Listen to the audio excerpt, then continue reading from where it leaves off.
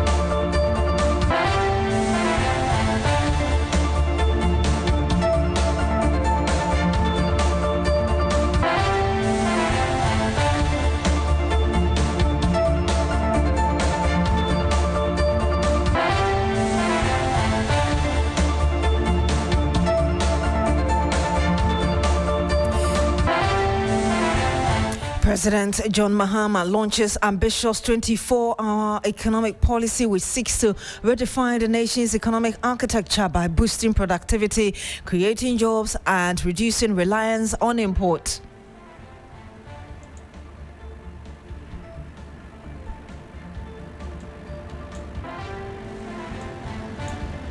Enterprise financing will be sourced through commercial banks, DFIs, and blended finance instruments. Fund 24 will address access to capital, collateral constraints, and the short-term nature of most of our banking finance with our multilateral institutions. We'll bring you more of that launch some minutes ago, which was held some minutes ago. So Administrator of the Minerals Development Fund, Hannah-Bissue Kote, vows to sustain her anti-galamsey fight until significant progress is achieved by the government. And much later, $1 Ghana cedi energy sector levy on all petroleum products set to take effect on 16 July 2025 following a temporary suspension by the government.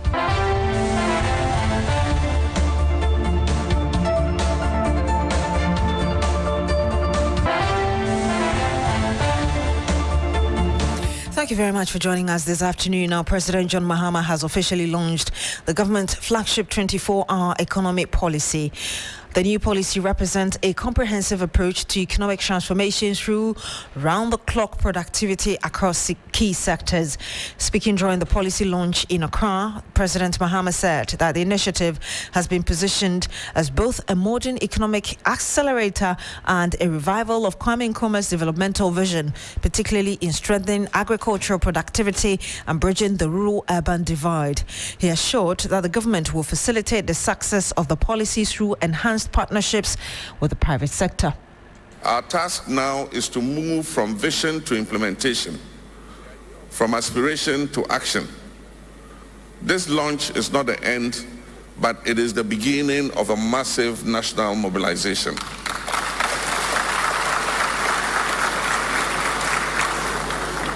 But let me be clear here.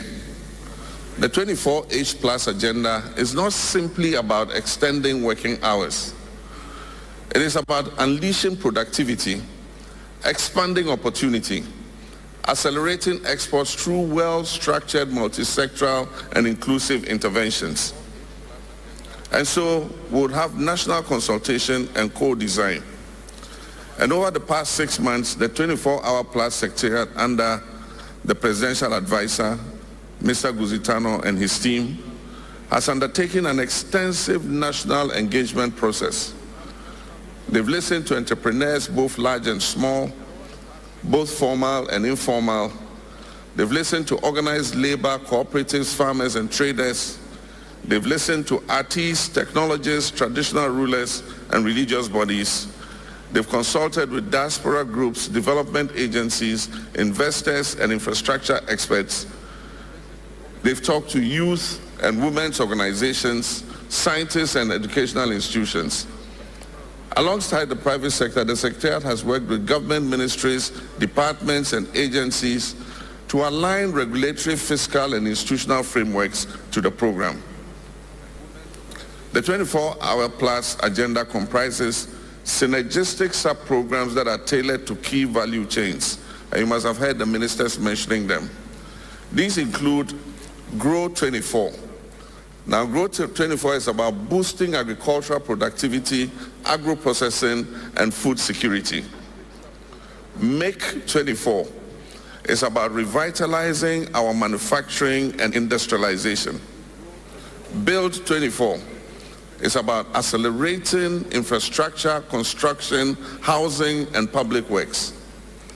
Show 24 is about harnessing Ghana's rich creative, cultural, and tourism assets. And you had President John Mahama launching the 24-hour economic policy just some minutes ago. I'm joined in the studio now by a member of our research desk, Wisdom Safo. Wisdom, first of all, break it down for us. What exactly is 24 Hours Plus program? Okay, so Beatrice, if you all recall, during the 2024 elections, the 24-hour economy featured as one of the major policies of the NDC. Indeed. You remember that 133-311, it said 1 person, 3 shifts, 3 jobs being created. So these are some of the developments. And you recall the 120-day social contract he had with us. He said he would develop a framework for the establishment or the commencement of the 24-hour economy. And so here we are. So the 24-hour economy has been merged with the accelerated export development. That's why you have the plus attached to it. So generally, it's to boost exports, achieve economic self-reliance. So basically, to create jobs and increase our GDP, if you ask me. And how many pillars does it have? Also, we have 8 pillars. So currently, the 24-hour economy is built around 8 pillars. Let me quickly run you through the 8 pillars. We have Grow 2024, which focuses on agriculture. We have the Make 2024, focusing on manufacturing. The Build 24 on infrastructure. Connect 24 on logistics, Show 24, which focuses on our tourism and creative economy. The Fund 24 focus on finance and capital mobilization. The Aspire 2024, which is centered around human capital, skills, and work ethics. And we also have the Goal 2024, which focuses on civic mobilization and national participation. I want to ask you 2 questions in one. Okay. One has to do with the main target, and the second has to do with the cost. And I do know that recently the advisor to the 24-hour economy, or to the president on the 24-hour economy, Guzitano, exactly mentioned some figures. Just bring us more on the cost and the main targets as well. So, Beatrice, let's begin with the targets. So the target has been segmented into jobs and employment, as well as the GDP and the industrial output. So under jobs and employment, they set this target according to the policy document. By 2026, the policy is expected to create about 827,991 jobs, and by 2028 to scale up the job creation to 1.7 million, and by 2034, that's 9 years from now, to create over 5.2 million jobs in total, and also to reduce unemployment by 4.19%. So I'm sorry, to reduce unemployment currently is around 14.7 the last time I checked from the GSS, but it's hovering around 15% and on early January, but they are meaning that it worsened, because yes, as of 2024 it was 14 point something. Yes, it was 14.7, but now it's around 15. But they are saying with this policy, they are looking at bringing unemployment down to 4.19%. So that's the projection when it comes to the jobs. When it comes to the GDP, the industrial output, they want to increase the industrial share of GDP from 12% to 20%. From 12% to 20%. Also, employment elasticity to improve from 0.29 to 0.55 percentage points. I don't know whether I should go into elasticity. It's about, when you talk about elasticity, it's about how people respond to growth in GDP, as well as mapping it against unemployment. So if an economy, if your GDP is growing and people are being employed, it's a positivity. But if your GDP is growing and you realize that you are not employing your resources, then it's something that is a black mark on your economy. So they want to improve on that aspect as well. So about the cost factor, the total cost is estimated around $4 billion, Beatrice. $4 billion, and across all the arms between the 4 to 6 years period. But we have segmentation across the sub-programs. So under Grow 2024, which focuses purely on agriculture. And if you could be wrapping up for us. It's 1.2 billion. The cost estimate is 1.2 billion. And that's the highest. And the lowest is the civic mobilization, which is the Go 24, which has a cost estimate of around $100 million. Beatrice. Thank you very much, Wisdom Safo. He is with our research desk. You're still here on the Midday News on 3FM 92.7, some 11 minutes past the hour of 12. Breaking news on 3FM 92.7.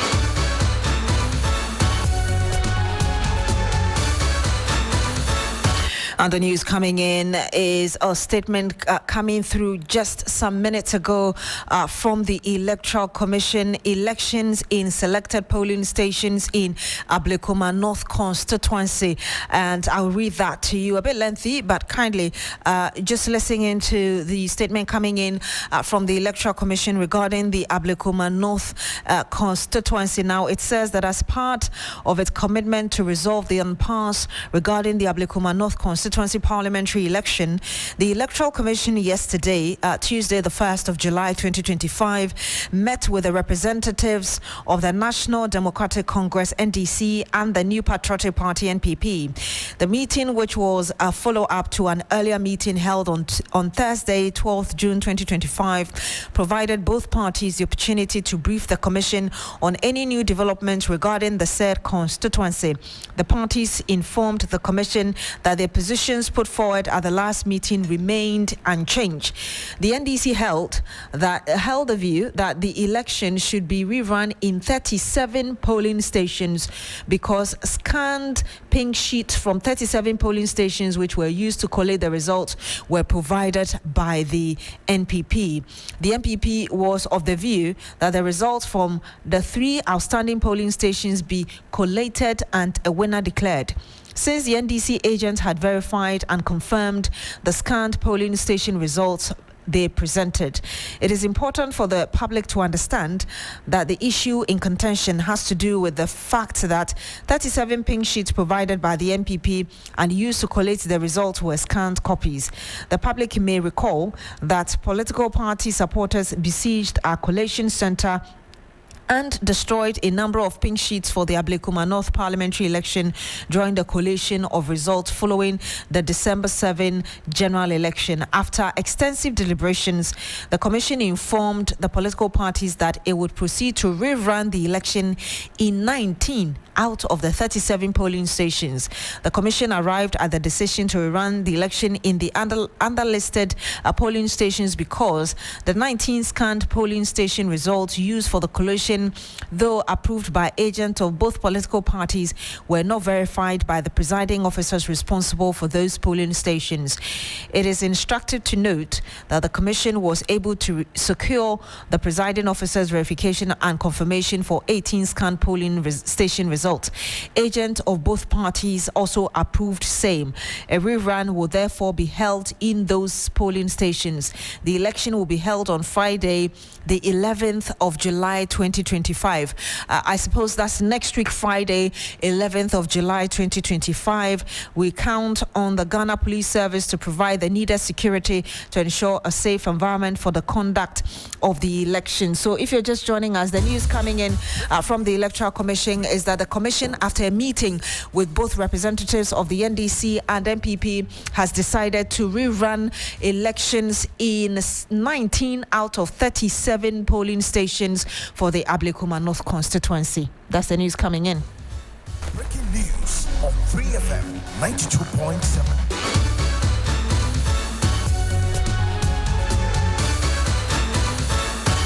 And of course, we'll bring you some more later, some 15 minutes past the hour of 12. When we come back, we'll bring you more about the Ghana Revenue Authority announcing that the Energy Sector Levy's Amendment Act 2025 will take effect on July 16, 2025. What should you expect? Stay with us.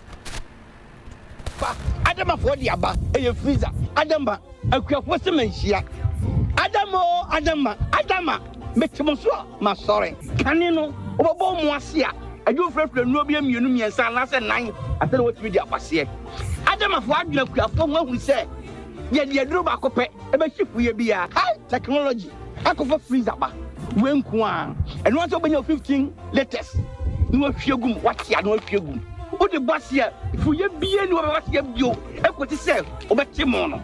Then we sure say, woman shown task here. Then what's enough for now? No, freezer, power up a day, freezer. Dacia, a person does so among Ammoniaji. Me, me what's he car?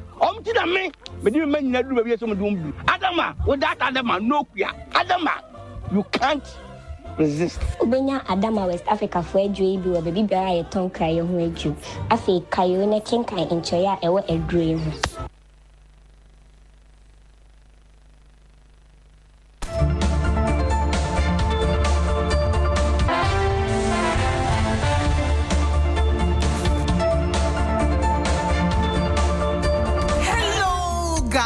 It's a new year and Bill's Microcredit is here to support your dreams. If you're not working but want to start a business, don't let money stop you. With just your Ghana card, you can get a loan to turn your ideas into reality. Already running a business? Need more capital? Or are you a salary worker looking for extra funds? Bill's offers fast and easy loans with no collateral, no deposit, and no SUSI savings required. Wherever you are, whatever you need, Bill's makes it happen. Call Bill's Microcredit today. Call 0596 920 833 or 0302 200 390 and get started. Bill's is licensed and regulated by the Bank of Ghana.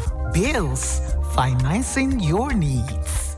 Terms and conditions apply. Freezer, yeah, diaba. Adama for diaba. Hey, freezer. Adama, what's the mention?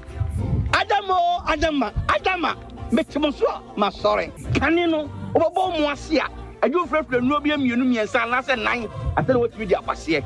Adama for Agna, we say, yeah, the Adruba Cope, a ship we be a high technology. I go for freezer. When Kwan, and once open your 15 letters, no fugum, what's ya no fugum. What the bus here, if we be any what you do, equity self, or bet Timono. Then we sure say, woman shown task here. Then what's enough for now? No, freezer, power up a day, freezer. Dacia, a person does so among Ammoniaji. Me what's he car? Me, but you may not do some doom. Adama, what that Adama, no, Adama, you can't resist. Ubenya Adama West Africa for a dream, or baby bear a tongue cry on you. I say, Kayona Kinka in Choya, a dream. And you're still here on the Midday News on 3FM 92.7. Now, the Ghana Revenue Authority has announced that the Energy Sector Levies Amendment Act 2025, Act 1141, will take effect on July 16, 2025, following a temporary suspension last month. The levy, which imposes an additional 1 Ghana cedi per litre on petroleum products, is intended to help settle debt in Ghana's energy sector. Initially scheduled for the 9th of June 2025, its implementation was deferred twice by the GRA. In a statement signed by the Acting Commissioner General Anthony Akwasi-Sapon, the GRA explained that after a comprehensive assessment of the current market conditions and in line with the government commitment to economic stability, the revised rollout date has been set for July 16, 2025. The authority has also directed all stakeholders, including importers, fuel distributors and customs agents, to comply fully with the amended law by the new deadline. The passage of the bill on June 3 faced resistance from the minority in Parliament, which described it as a hypocritical and unconscionable act. The Centre for Energy and Sustainable Management has also questioned the justification for the levy, especially given the improved microeconomic indicators like inflation and strengthening of the cedi against major foreign currencies. Benjamin Sia is the Executive Director for the Centre.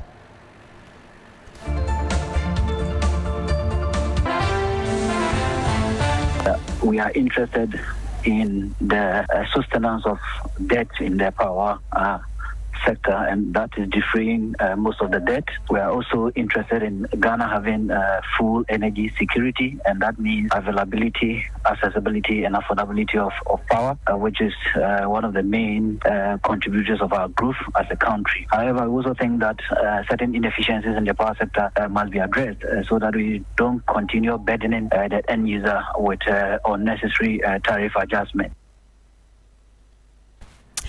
And you had there Benjamin Sia, who is the Executive Director for the Center for Energy and Sustainable Management. But the latest survey by Global Info Analytics has also revealed a significant support of the bill among Ghanaians. Executive Director Musa Dankwa sheds more light on the survey.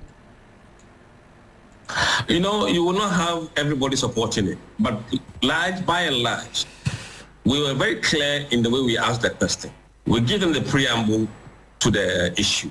We said to them that, look, the government is saying that they have come to meet energy sector debt that needs to be repaid. If not tackled, then it means we'll be experiencing doing so in the near future.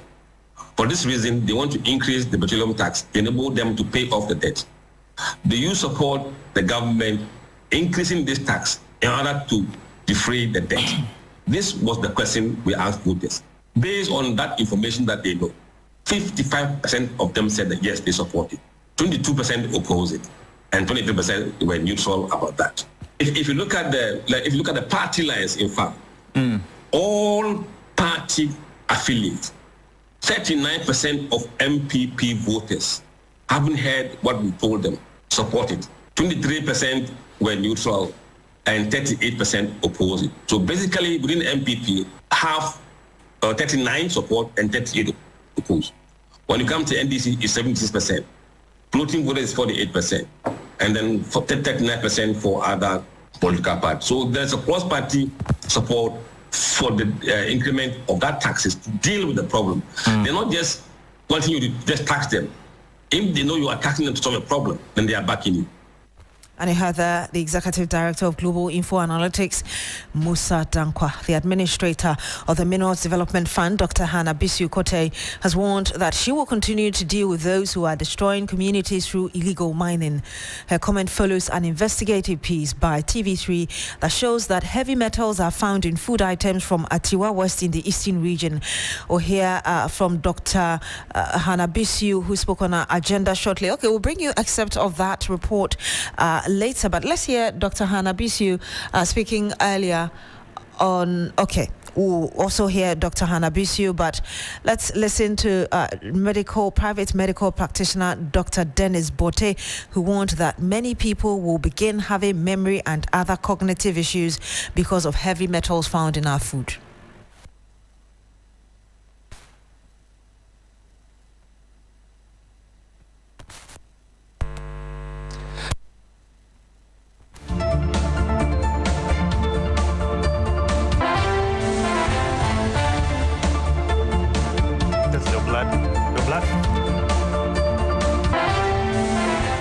In your food, it goes through the normal thing. You eat, it gets digested, it gets absorbed, it enters your blood. Your blood travels everywhere, including your brain. So the blood feeds the brain. Now, we have something we call blood-brain barrier. So at the blood-brain barrier, these metals, be it mercury, be it arsenic, be it lead, some of them can seep through into the brain substance. And therefore, they cause damage to the brain substance itself.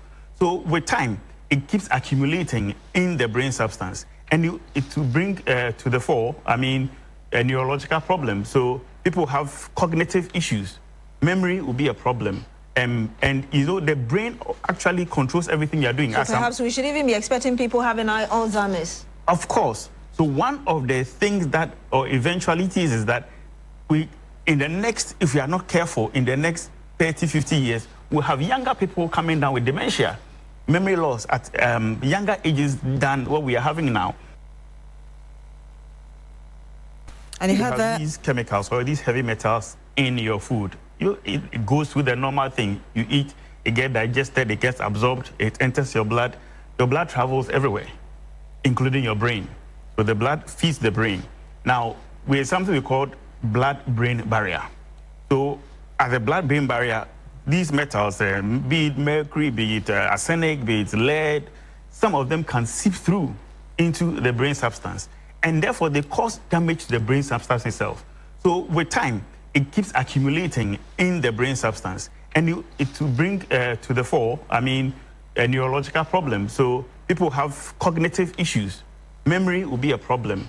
And the brain actually controls everything you're doing. So perhaps we should even be expecting people having Alzheimer's. Of course. So one of the things that, or eventualities, is that we, in the next, if we are not careful, in the next 30, 50 years, we'll have younger people coming down with dementia, memory loss at younger ages than what we are having now.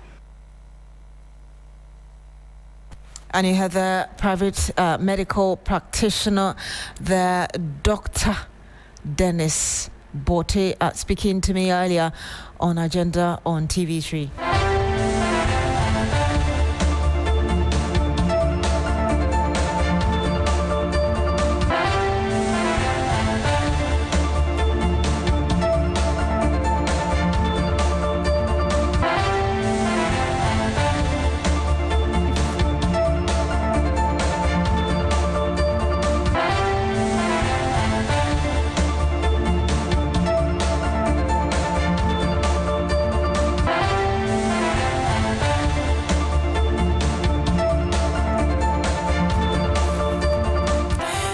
My name is Beatrice Adu. Thank you very much for joining us today. We'll bring you that bit of Dr. Hannah Bisu Kote in our subsequent bulletins, as well as excerpts of that report. Thank you so much for joining us this afternoon. Log on to streetnews.com for more news. My name is Beatrice Adu.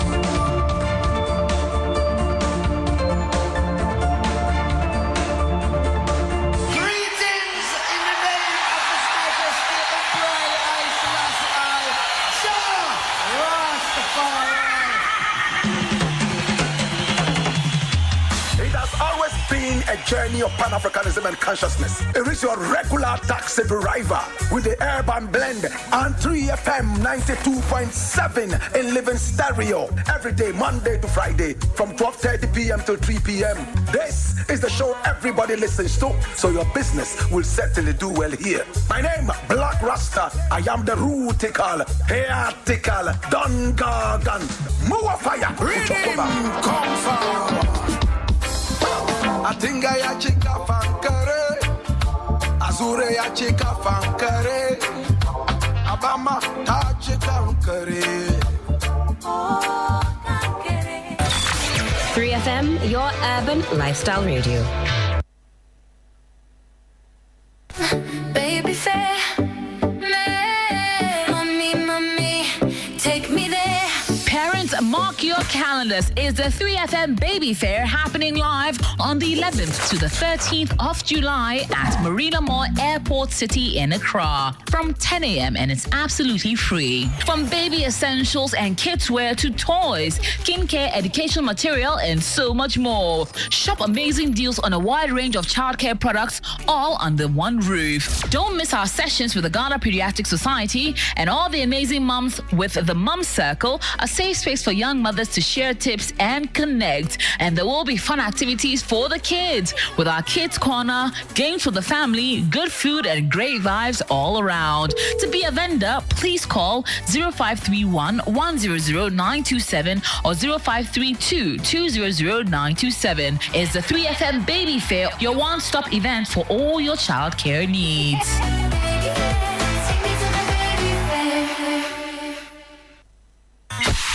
Accra, Ghana, Africa, and worldwide. FM Baby Fair happening live on the 11th to the 13th of July at Marina Mall Airport City in Accra from 10 a.m. and it's absolutely free. From baby essentials and kids wear to toys, skincare, educational material, and so much more. Shop amazing deals on a wide range of childcare products all under one roof. Don't miss our sessions with the Ghana Pediatric Society and all the amazing mums with the Mum Circle, a safe space for young mothers to share tips and connect. And there will be fun activities for the kids with our Kids Corner, games for the family, good food and great vibes all around. To be a vendor, please call 0531 100 927 or 0532 200 927. It's the 3FM Baby Fair, your one-stop event for all your childcare needs. Parents, mark your calendars. It's the 3FM Baby Fair happening live on the 11th to the 13th of July at Marina Mall Airport City in Accra from 10 a.m. and it's absolutely free. From baby essentials and kids wear to toys, skincare, educational material, and so much more. Shop amazing deals on a wide range of childcare products all under one roof. Don't miss our sessions with the Ghana Pediatric.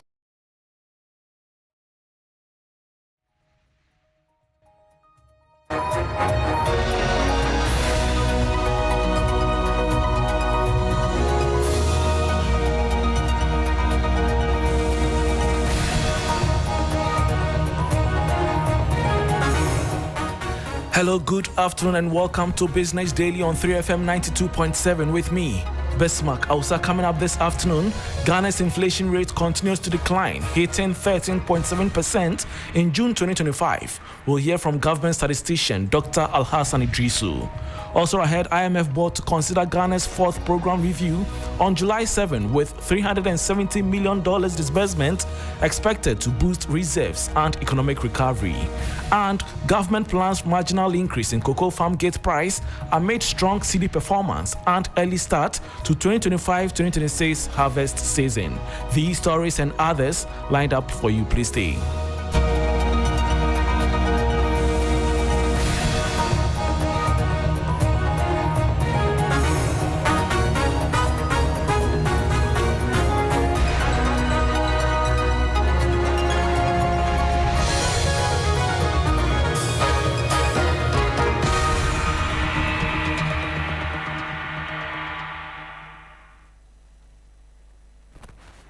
Thanks for your company. Now to the very first story. Executive Board of the International Monetary Fund, IMF, is set to meet on Monday, July 7, 2025 to consider Ghana's fourth program review under the country's ongoing economic with the fund. Sources close to Ghana's IMF indicate that government has fulfilled nearly all required conditions ahead of the crucial meeting in Washington, D.C., paving the way for the release of an additional $370 million to shore up the nation's international reserves. The following 3 Business News Desk report has details.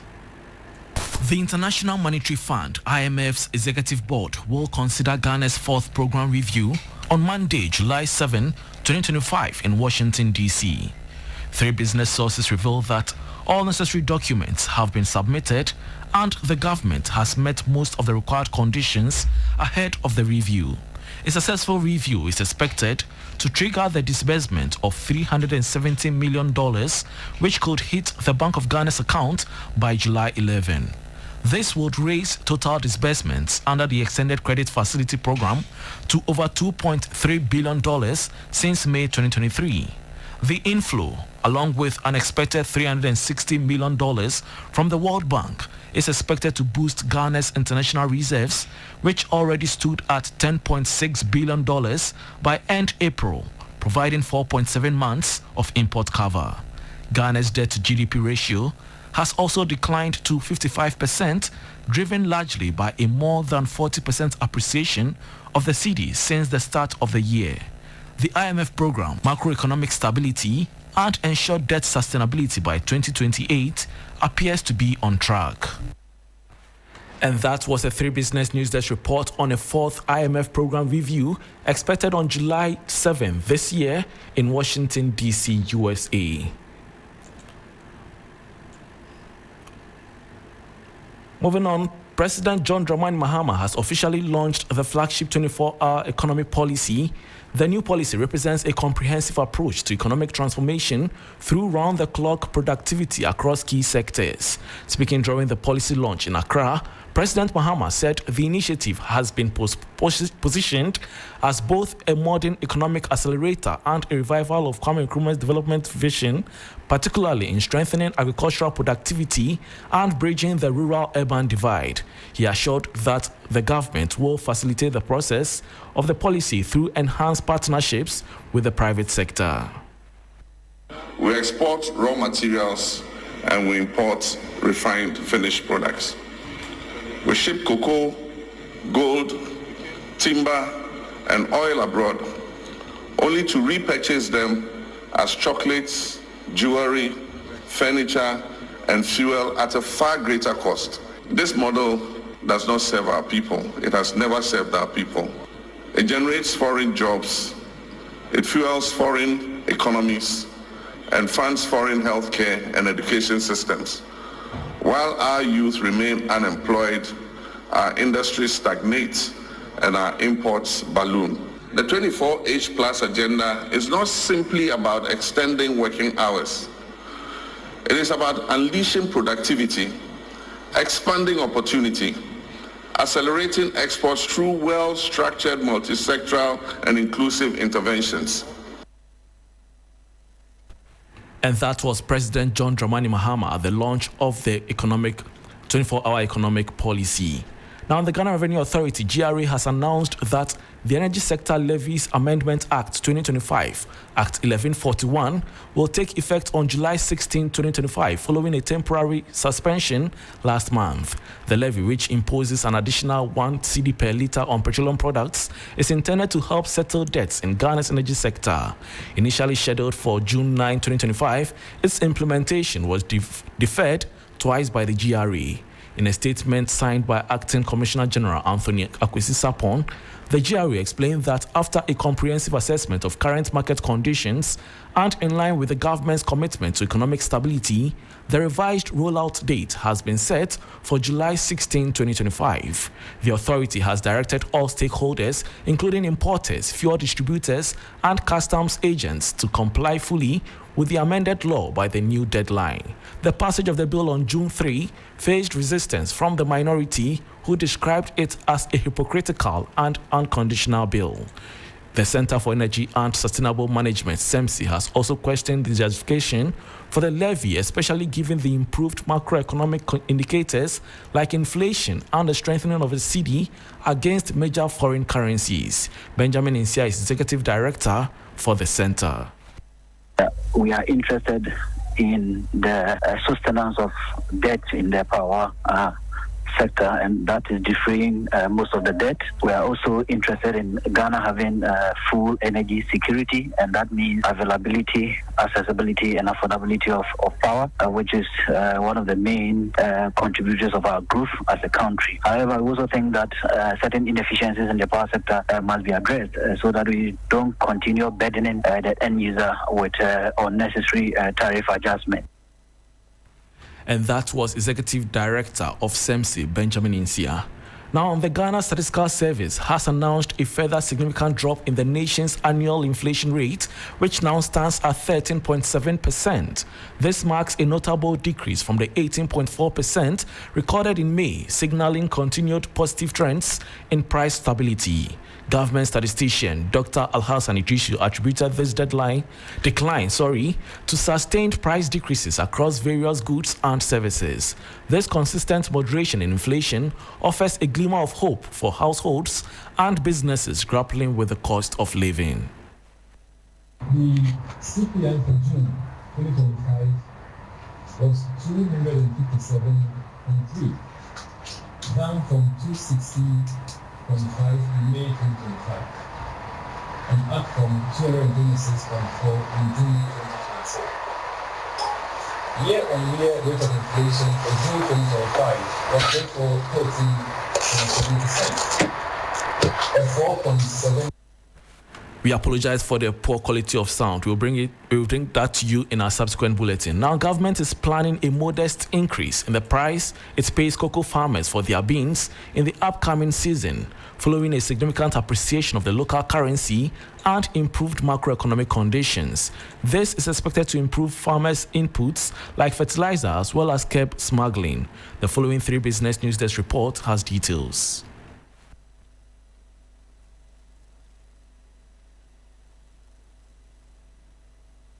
Ghana is preparing to slightly raise the farm gate price of cocoa for the 2025-2026 season as the cedi posts a 42% gain against the dollar so far this year.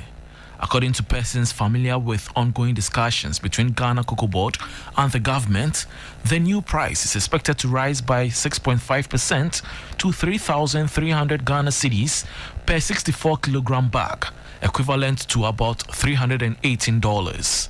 This comes after a cumulative 50% increase earlier this season that set the current producer price at 3,100 cedis per bag. The new pricing, if confirmed, will amount to roughly $4,976 per metric ton. The increase is intended to support farmers' investments in inputs like fertilizer and discouraging smuggling to neighboring countries where prices may be higher. Ghana, the world's second largest cocoa producer, projects a harvest of 650,000 tons and plans to begin the new crop season 2 months earlier than usual, starting in August. Meanwhile, the cedi's rally has been fueled by reduced government spending, rising gold prices, and a build-up of the Bank of Ghana's international reserves, now at $10.7 billion, the highest in over 3 years. Inflation has also slowed to 13.7% in June. President John Mahama's administration is aiming to restore stability following a recent debt crisis. The official cocoa price announcement is expected by August 1.